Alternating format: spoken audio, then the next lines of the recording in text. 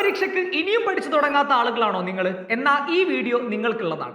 ഏറ്റവും ഇമ്പോർട്ടന്റ് ആയിട്ട് നമ്മൾ മനസ്സിലാക്കേണ്ട ഒരു കാര്യമാണ് നമ്മുടെ ഓണപരീക്ഷ എന്ന് പറയുന്നത്.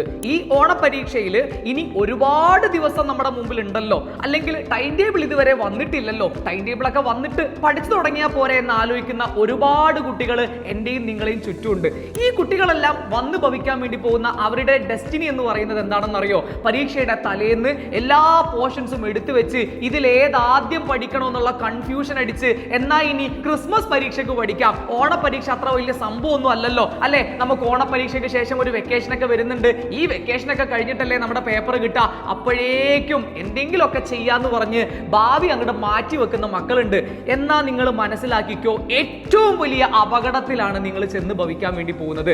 കാരണം എന്താന്ന് പറഞ്ഞു കഴിഞ്ഞാൽ ഇതുവരെ നമ്മൾ പഠിച്ച കാര്യങ്ങളെ എല്ലാം തന്നെ നമ്മൾക്കൊന്ന് അസസ് ചെയ്യാൻ പറ്റുന്ന നമ്മുടെ ആദ്യത്തെ ടെസ്റ്റ് ആണ് നമ്മുടെ ഓണപരീക്ഷ എന്ന് പറയുന്നത്. ഒരുപാട് കുട്ടികൾക്ക് +1 റിസൾട്ട് ഒക്കെ വന്ന് നിങ്ങൾ പ്രതീക്ഷിച്ച മാർക്ക് കിട്ടിയ ആളുകൾ ഉണ്ടായിരിക്കും, കിട്ടാതെ പോയ ആളുകൾ ഉണ്ടായിരിക്കും. നിങ്ങളുടെ പാരന്റ്സ് നല്ല ടെൻഷനിലായിരിക്കും. എൻ്റെ കുട്ടി 10ാം ക്ലാസ്സിലൊക്കെ നല്ല മാർക്ക് വാങ്ങിയിട്ടുള്ള എൻ്റെ മോൻ എൻ്റെ മോള് ഇപ്പൊ +1 വന്ന സമയത്ത് മാർക്ക് എല്ലാം കുറഞ്ഞു പോയിട്ടുണ്ട്. ഈ ഒരു ടെൻഷനിൽ നിൽക്കുന്ന നിങ്ങളുടെ പാരന്റ്സിന് ഒരു റിലാക്സേഷൻ കൊടുക്കാൻ വേണ്ടി നിങ്ങളുടെ ഓണപരീക്ഷയ്ക്ക് സാധിക്കുമെന്നുണ്ടെങ്കിൽ എൻ്റെ പ്രിയപ്പെട്ട മക്കളെ, നിങ്ങൾ ഈ ഓണപരീക്ഷയ്ക്ക് നല്ല മാർക്കിൽ തന്നെ പാസ്സാവണം. ഇതിൽ നിങ്ങൾ കാണിച്ചു കൊടുക്കണം എന്നെ കൊണ്ടും സാധിക്കും. ക്രിസ്മസ് പരീക്ഷയിലേക്ക് വരുന്നതിന് മുൻപായിട്ട് ഓണപരീക്ഷയിൽ ഞാൻ നല്ല മാർക്ക് വാങ്ങിക്കൊടുത്ത് +1 മാർക്ക് കുറഞ്ഞതിനെ എനിക്ക് കവറപ്പ് ചെയ്യാൻ പറ്റുന്ന രീതിയിലേക്ക് ഈ ഓണപരീക്ഷ കൊണ്ട് സാധിക്കുമെന്നുള്ളത് നിങ്ങൾ തന്നെ പ്രൂവ് ചെയ്ത് കൊടുക്കണം.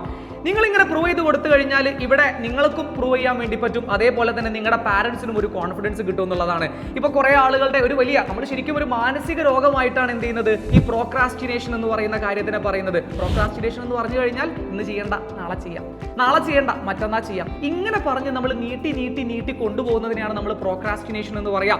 ഇത് ഒരു പറ്റം കുട്ടികൾക്ക് ഇപ്പം അവരുടെ ഡേ ടു ഡേ ലൈഫിന്റെ റുട്ടീൻ ആയിട്ട് മാറിയിട്ടുണ്ട്. ഒരു കാര്യവും ചെയ്യില്ല, ചെയ്യാതെ തന്നെ എന്ത് ചെയ്യുന്നുണ്ട്, നമുക്കറിയാം പരീക്ഷ വരുന്നുണ്ട്, ഓണപരീക്ഷ വരുന്നുണ്ട്, നന്നായി പഠിക്കണം, എല്ലാം നമുക്കറിയാം, എന്നാലും നമ്മൾ ചെയ്യില്ല. ശരിക്കും പറഞ്ഞാൽ ഈ അപകടത്തിൽ നിന്ന് നമ്മൾ രക്ഷപ്പെടണമെന്നുണ്ടെങ്കിൽ ഇന്ന് നമ്മൾ പഠിച്ചു തുടങ്ങണം. നമ്മുടെ മനസ്സ് നമ്മളോട് പറയും നാളെ പഠിച്ചാൽ മതി, അല്ലെങ്കിൽ മറ്റന്നാൾ പഠിച്ചാൽ മതി. നമ്മുടെ മനസ്സ് നമ്മളോട് നിരന്തരം പറഞ്ഞുകൊണ്ടിരിക്കും മക്കളെ കേൾക്കരുത് കേൾക്കരുത്. അങ്ങനെ മനസ്സ് പറയുമ്പോൾ നിങ്ങൾ തിരിച്ച് അങ്ങോട്ട് പറയണം, എനിക്ക് എന്ത് ചെയ്യണം, വിജയത്തിൽ മുമ്പോട്ടേക്ക് പോകണം, എനിക്ക് എൻ്റെ മാതാപിതാക്കളെ സന്തോഷം കാണണം, എനിക്ക് ഒരു ലക്ഷ്യമുണ്ട്, ആ ലക്ഷ്യത്തിലേക്ക് എത്തണമെന്ന് നിങ്ങൾ നിങ്ങളുടെ മനസ്സിനോട് തന്നെ പറഞ്ഞു കൊടുക്കുക. എന്നിട്ട് നിങ്ങൾ പഠിക്കാൻ തയ്യാറാവുക. ഫസ്റ്റ് ഒന്നും ബുക്ക് എടുത്ത് മുമ്പിൽ വെക്കാനേ നിങ്ങൾക്ക് പറ്റില്ല, ഉറപ്പാണ്. പുസ്തകം എടുത്ത് വെക്കുന്ന സമയത്ത് ഒരുപാട് ഡിസ്ട്രാക്ഷൻസ് നിങ്ങളുടെ മുമ്പിലേക്ക് വരും. നിങ്ങൾക്ക് തോന്നും ഇൻസ്റ്റാഗ്രാമിൽ എന്തെങ്കിലും ഒരു മെസ്സേജ് വന്നിട്ടുണ്ടായിരിക്കുമല്ലോ, വാട്സാപ്പിൽ എന്തെങ്കിലും ഒരു മെസ്സേജ് വന്നിട്ടുണ്ടായിരിക്കുമല്ലോ, തുടങ്ങിയിട്ടുള്ള ഒരുപാട് ഡിസ്ട്രാക്ഷൻസ് നിങ്ങളുടെ മുമ്പിലേക്ക്, മുമ്പ് എങ്ങും ഇല്ലാത്ത ഡിസ്ട്രാക്ഷൻസ് ആ സമയത്ത് നിങ്ങളുടെ മുമ്പിലേക്ക് വരും. അപ്പോഴും നിങ്ങൾക്ക് പറയാൻ വേണ്ടി പറ്റണം എൻ്റെ ആഗ്രഹത്തോളം വലുതല്ല എൻ്റെ മുമ്പിലുള്ള ഡിസ്ട്രാക്ഷൻ എന്ന്. അങ്ങനെ പറഞ്ഞ് നിങ്ങൾക്ക് ഇത് മാറ്റി വെക്കാൻ പറ്റിക്കഴിഞ്ഞാൽ ഉറപ്പായിട്ടും മക്കളെ നിങ്ങൾക്ക് നല്ല മാർക്ക് ഇവിടെ നേടിയെടുക്കാൻ വേണ്ടി പറ്റും. ഇതിലൂടെ നിങ്ങൾക്ക് കിട്ടുന്നത് നിങ്ങളുടെ കോൺഫിഡൻസ് ബൂസ്റ്റ് ചെയ്യാൻ പറ്റും എന്നുള്ളൊരു പ്രധാനപ്പെട്ട കാര്യമാണ്. നിങ്ങളുടെ കോൺഫിഡൻസ് ബൂസ്റ്റ് ആയി കഴിഞ്ഞാൽ ഉറപ്പായിട്ടും ഇനി ഒരിക്കൽ കൂടി തോറ്റുപോകാൻ നിങ്ങൾ തയ്യാറാകില്ല. ഇനി ഒരിക്കൽ കൂടി തോറ്റുപോകാൻ, നല്ല മാർക്ക് കിട്ടിയ ഒരു കുട്ടിയെ സംബന്ധിച്ചിടത്തോളം പിന്നീട് മാർക്ക് കുറയുക എന്ന് പറഞ്ഞു കഴിഞ്ഞാൽ ആ കുട്ടിക്ക് സ്വപ്നത്തിൽ പോലും ആലോചിക്കാൻ പറ്റാത്ത കാര്യമാണ്.